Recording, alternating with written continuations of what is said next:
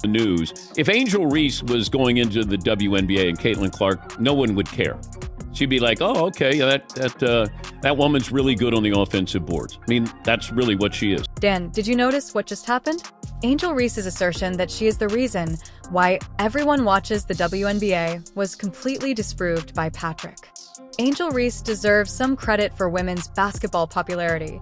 You might be thinking, but the seasoned sports analyst didn't hold back when he revealed how she has been living in her own fantasy world.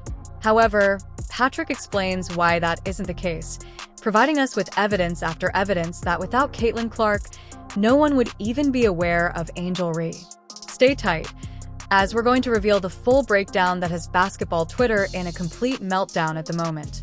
I think so many people are watching women's basketball right now. It all started from the national championship game, and I've been dealing with this for 2 years now. And understanding, negative things have probably been said about me, but honestly, I'll take that because look where women's basketball is. People are talking about women's basketball, but you never would think that we'd be talking about women's basketball. People are pulling up to games. We got celebrities coming to games, sold out arenas, just because of one single game. Did you hear Angel Reese say something really crazy during a media session last year? She said, "The reason why we watch women's basketball is not just because of one person, it's because of me too." It got everyone talking. It's unbelievable that she openly questioned the notion that Caitlin Clark is the sole force behind the surge in interest in women's basketball.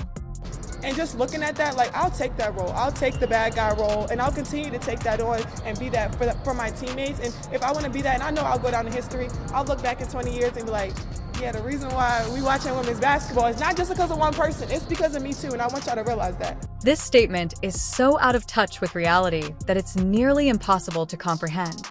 The WNBA saw record-breaking viewership numbers the previous season, and they just so happened to coincide with Caitlin Clark's arrival. What a coincidence! Tickets were flying out, games were selling out, and social media was exploding with WNBA content, all of which weren't happening prior to Clark joining the league. But Angel Reese genuinely believed she should be given equal credit for this spike in popularity. If she would have left it with what she had to say right before the last couple of words, I would have been fine with it. She's embraced the villain. She understands social media. She's done quite well. She is cashed in, literally cashed in. This isn't just a casual remark. Rather, it's part of a pattern in which she has continuously attempted to establish herself as a co-star in the WNBA's ascent to fame.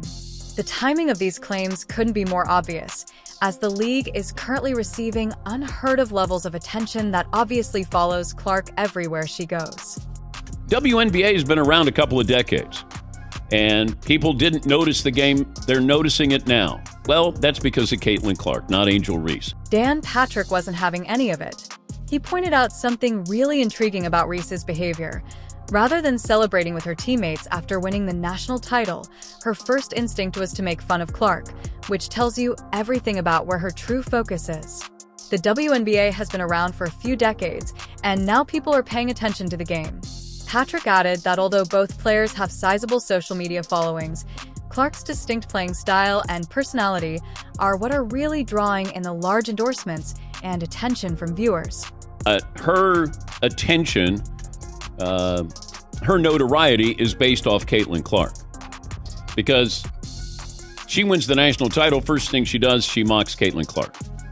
And then she doesn't even celebrate with her teammates. So she's made it personal with Caitlin Clark. You know what Patrick said that truly made everything clear? He likened Caitlin Clark's contributions to the WNBA to those of Tiger Woods in golf and Lionel Messi in Major League Soccer. This isn't just a passing comparison. It places her alongside truly revolutionary figures in their respective sports. People watched golf because of Tiger, right? You tuned in. No matter what event Tiger was playing, you were going to watch. They're still trying to capitalize on him. Playing in the U.S. Open.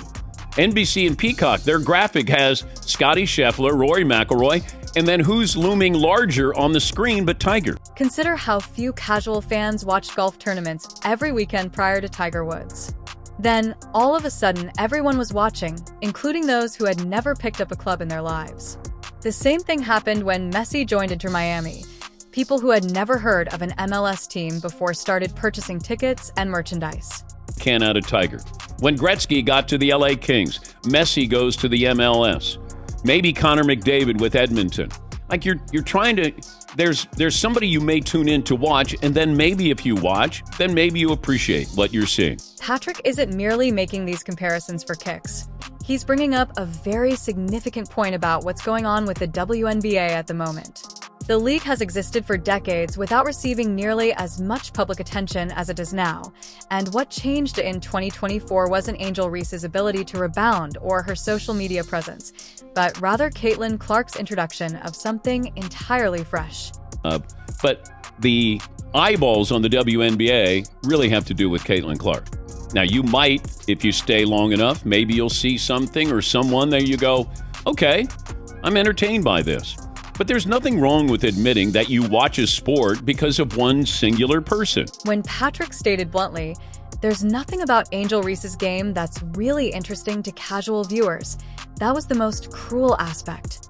That isn't a minor criticism that totally refutes her assertion that she is to blame for the WNBA's rise in popularity. Patrick is not implying that Reese lacks skill. Rather, he is stating that nothing about her particular style of play would cause someone who doesn't normally watch women's basketball to start paying attention. Angel Reese has played a role in this, and she's a very good player. But there's nothing about her game that's really interesting that is going to translate to people who may not watch the WNBA, may not care about basketball. She is a social media star, and she has capitalized on that. And maybe she embraces being the villain. According to Patrick's perspective, there is a significant difference between being a competent basketball player and having the kind of once-in-a-generation skill that changes the way that people view the game as a whole. Rhea obviously doesn't fit into that uncommon second group, but Clark does. Patrick notes that Rhea has certainly benefited from pitting herself against Clark and embracing her role as the antagonist, but she makes it abundantly evident that she does. Everyone has an opinion about what transpired in that game because of Caitlin Clark. But make no mistake about it, Caitlin Clark is the reason why everybody has an opinion on what happened in that game. It's Caitlin Clark. Now, do I think it was assault, as the Chicago Tribune said? No, it was not. It was a hard foul. It's wrong. You don't need it in the game. It's a thorough assessment of who is really driving this relationship. Reese appears to think that she and Clark are equal partners in creating this new era of women's basketball, but Patrick's breakdown reveals the unsettling reality that Rhea is profiting from Clark's fame rather than making an equal contribution. Without Clark, would casual sports fans even be aware of Angel Rhea? And I don't like the other narrative, like you have the gatekeepers now, like, hey, we've been playing basketball a long time, where were you? No. You know, we're watching because of Caitlin Clark. I didn't watch the MLS. Messi started playing. I watched the MLS. People watching Tiger. You know, they didn't play golf, but there was Tiger. There was something about him. In response to the question of whether anyone would know Angel Rhea without Caitlin Clark, Patrick revealed the deeper emotional motivation behind Reese's behavior. This goes beyond two rival athletes sparring on the court. Patrick simply stated what many have been considering, but few have dared to express aloud. Angel Rhea is envious of Caitlin Clark. In race, do I think everybody's jealous of Caitlin Clark? I don't. But I do think they are out to prove a point. You're not coming in and dominating our game because we are grown women and we are going to be physical with you. Now, dirty, then I have a problem with that. But you're playing tough. It's competition. And before you conclude that's just some hot, consider the evidence Patrick provided. Recall the startling instance during a game when Clark was knocked down on the court. Most players would have snorted or turned away, which is poor sportsmanship, but Rhea actually got up and began cheering. Who does that? That's not competitive fire. It's something personal. Played off of that. Even Caitlin Clark getting knocked down in that game on Saturday, who's standing up applauding but Angel Reese? So she's sort of embraced a Draymond Green role here. In his analysis, Patrick didn't mince words. He likened Rhea to NBA players who are known for their confrontational approaches, claiming that while she has attempted to adopt the villain persona in an attempt to emulate Draymond Green, she is actually more. Dylan makes a crucial point that implies she's not only being difficult, rather, she's actively making an effort to agitate and start arguments with Clark in particular. Angel Reese wants to be Draymond Green. She's more Dylan Brooks. Like she's trying to be an instigator. She goes out of her way to criticize Caitlin Clark. So if you factor all of this in, that's when people have opinions that aren't basketball related. What's even more intriguing about this whole situation is how Patrick dismantled Reese's business plan. She isn't just acting this way out of personal animosity. By portraying herself as the anti-Clark, she has turned her actions into a legitimate career move, gaining endorsements and a sizable social media following. It's calculated, intentional, and profitable for her. Look, this is business. She's creating business. If you watch her play, there's nothing exciting about her game. There's nothing that stands out. She's just a really good, solid player. But there's no signature. There's nothing about her game where you go, oh my God, you see that? She just plays hard. But here's the thing. This strategy is entirely dependent on Clark's presence in the image. As Patrick notes, Reese's entire persona falls apart without Caitlin Clark as her antagonist. She requires the contrast, the rivalry, and Clark to be the star so she can play the antagonist. It's a one-sided relationship in which Reese is effectively stealing Clark's fame and using it to build her own brand. But Caitlin got all of this exposure. She's getting endorsements because she's unique. It's like Steph Curry's unique, Tiger Woods' unique. Not everybody gets it just because, hey, I put in 10 years in the WNBA or the PGA Tour or the NBA. It doesn't work that way. It's supply and demand. Its underlying psychology is fascinating. Patrick argues that this is about a basic insecurity rather than merely basketball strategy or brand development. The jealousy stems from the ease with which Clark has drawn attention while playing her game and avoiding controversy, not just from her abilities or notoriety. It's not, I'm better than her. Maybe you are, but that doesn't mean you get an endorsement. Hey, you're better than her. Does that mean somebody's going to buy your shoes? And the answer is no. Beyond all of the brand building and jealousy, the most awkward question in this entire story is one that Dan Patrick wasn't scared to confront head-on. If these two players never played together again, whose careers would suffer the most? Patrick gives the most heartbreaking reality check yet, one that totally undermines Reese's assertions regarding her significance to women's basketball. But people are kind of using Caitlin Clark for their agenda. And that's the unfortunate part of it. And she's damned if she does, damned if she doesn't. You have people in the media criticizing her. Why don't you stand up, take a stand? Let's be quite clear about what Patrick truly stated. His assessment of this competition is very simple. Angel Caitlin Clark is completely unnecessary for Rhee, but Rhee needs her. Angel Rhee discusses a harsh evaluation, basically stating that Reese's significance drastically decreases without Clark in the picture. Maybe Caitlin Clark just wants to play basketball. She doesn't want to be a lightning rod. She wants her game to speak for herself. And for the most part, she's taken the high road with this.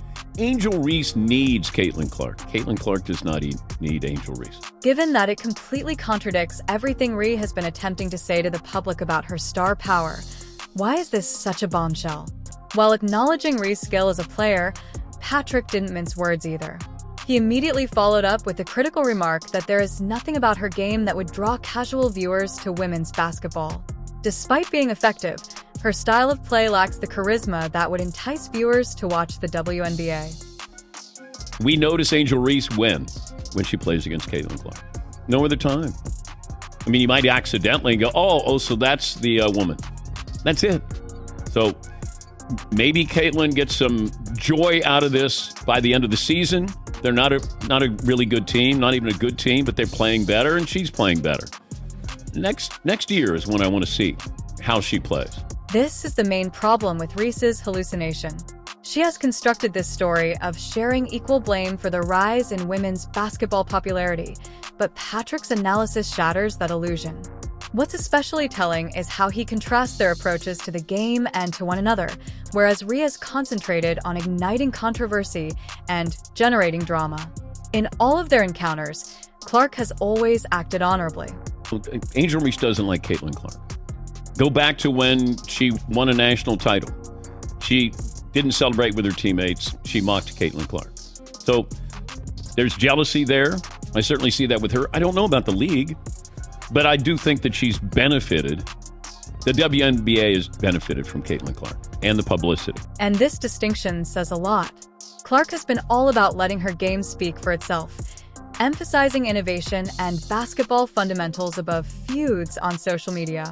Rhee has, however, used their interactions to create a social media presence that, albeit being effective at gaining fans, does not yet serve as a standalone attraction for the sport. I think Angel Reese is jealous of Caitlin Clark. She thinks she's, the reason why this is all happening here. Caitlin Clark was going to get eyeballs whether she played against Angel Reese in LSU or not, because we had not seen anything like this before. Patrick isn't afraid to point out the harsh reality that if Reese left, casual fans who have just recently learned about women's basketball would hardly notice her absence. Can you imagine what would happen if Clark abruptly retired tomorrow? The WNBA would lose its biggest attraction overnight. She thinks she's, the reason why this is all happening here. Caitlin Clark was going to get eyeballs whether she played against Angel Reese in LSU or not, because we had not seen anything like this before. Her style of play. There's great players in the game. Wonderful players. I go back to Diana Taurasi. Thus, what we've witnessed here is a thorough breakdown of a story that just cannot withstand close examination. Not only did Patrick disagree with Angel Rhee, but he also fully revealed the essential reality of women's basketball's current state. Examine the matter objectively, and it becomes painfully clear that the WNBA had been fighting for national recognition for decades before Clark's arrival with her revolutionary abilities and demeanor. This is going to be history. It's like what I told her, that's pretty epic that we get to watch her, because not a lot of games here in Dallas with somebody that big of a star. There is no denying the pattern. Whenever Reese makes news, it's somehow closely related to Clark. Without that relationship, crickets would not exist, which is precisely why Patrick's final evaluation was so heartbreaking. In the larger cultural discourse surrounding women's basketball, Patrick had the guts to acknowledge the uncomfortable reality that Clark is the sun and everyone else is just orbiting her star. Rhee has skillfully built her entire public persona around being the anti-Clark, but when you take Clark out of the equation, all that's left is another gifted player that casual fans wouldn't recognize walking down the street.